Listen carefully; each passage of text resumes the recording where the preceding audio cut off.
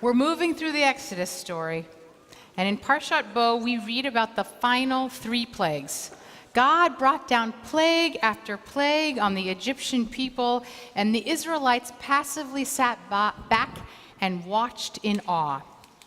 But for the final, most terrible plague of the killing of the firstborn, God requires something of these slaves. God asks them to mark the doorposts with the blood of a lamb, saying, I will go through Egypt on that night, and I will strike down all the Egyptian firstborn, and the blood will be a sign for you on the houses where you are, and I will see the blood, and I will pass over you, and I will then strike the land of Egypt. So Rashi, who is a famous 12th century commentator, asked, why is this signaling necessary? Isn't God all-knowing and all-seeing? Why would God need blood on a doorpost to figure out where the Israelites are? And Rashi answers this question by saying, the blood was not a sign for God. It was a sign for the Israelites. The slaves needed to mark themselves. They had to identify themselves as oppressed people. Only then could there be hope for liberation.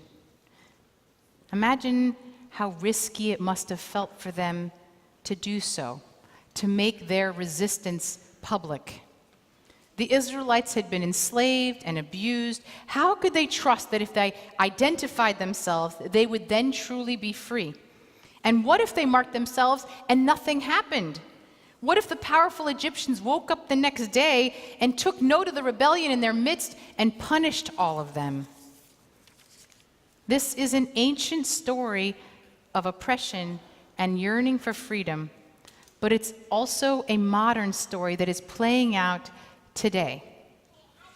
For many generations, the plagues of sexual harassment and violence and degrading comments and assault have oppressed women and men in our society. Frequently, it was the most powerful people in the land who perpetrated these abuses. But too often, when a brave person marked her doorpost, came forward, and sought her liberation, we passed over her. Or worse, we didn't believe her. Or we called her a liar. Or we believed her and still did nothing.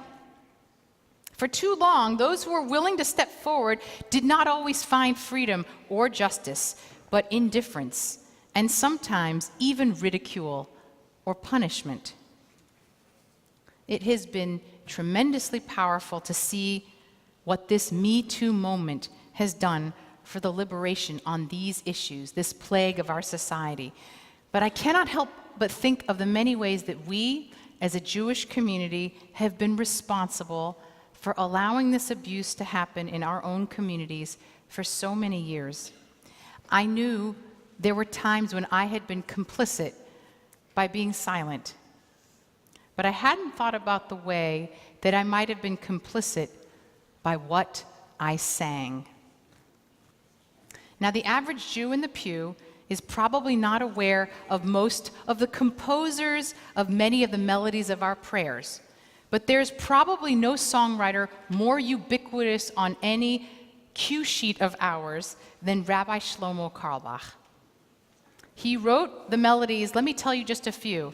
Shiru l'Adonai, shir chadash, lecha dodi, likrat kala. Return again, return again. Am Yisrael, Am Yisrael, Am Yisrael chai. And hundreds more. It's not just Central Synagogue, but every Jew, from Reform to Orthodox to secular, sings his music. Carlebach was a larger-than-life, charismatic, spiritual leader who championed women in Orthodox Judaism, and he wrote the soundtrack for the Jewish world in the last century. He also sexually molested dozens of women for decades, some as young as 12 years old. Now, even when I was back in college, I'd heard talk about this behavior. And 20 years ago, a few years after Carlebach's death, Lilith magazine published a well-documented report of his history of sexual abuse with testimonies from many women. I read this, was horrified, and did nothing. I kept singing his music, and I justified it. See, great art often comes from very complicated people who are flawed. Now, you can separate out the art from the artist. And once created, I think art has a life of its own. I remember Shlomo Carlebach. I got to see him perform when I was a college student. And if anyone ever sang a note of his song wrong, he would correct you. He would say, "If it were my melody, I wouldn't mind if you sang it wrong. But that's not the way I received it from God." Now, you might hear that statement as one of an enlightened prophet or perhaps an egotistical false messiah. You choose. But I'd agreed with his fundamental point. He was just the messenger. A divine gift flowed through Carlebach into his music. So I felt comfortable singing his music for decades, even when I knew his past and his history, because the songs were bigger than him. I still believe this. But in this Me Too moment, I was shaken in my certainty. And I recently read an article from a woman whose mother had been molested by Carlebach as a young woman. She shared what it felt like to walk into every synagogue and any Jewish camp and to always hear the music of the man who had sexually assaulted her. Carlebach's misconduct was really well known in the Jewish world, and the indifferent response of the Jewish community said, "It's not that we don't believe you, it's that we don't care." She said this inaction fundamentally damaged her trust in Jewish institutions. Al Chait, I too am responsible. She'd stepped forward, she put that blood on her doorpost, and I felt we could not pass over her again. And yet, I still believe that art and the artist can be separated, and that the world would be impoverished, our culture would be impoverished if we banned or silenced all of the great art that came from people who behaved badly. So what to do? This discussion is not just about Carlebach, of course, but the larger principle. And our clergy team began a conversation around this in earnest last month. We brought it to our board of trustees and had a vigorous conversation, which of course did not lead to any consensus, but it did surface many important views.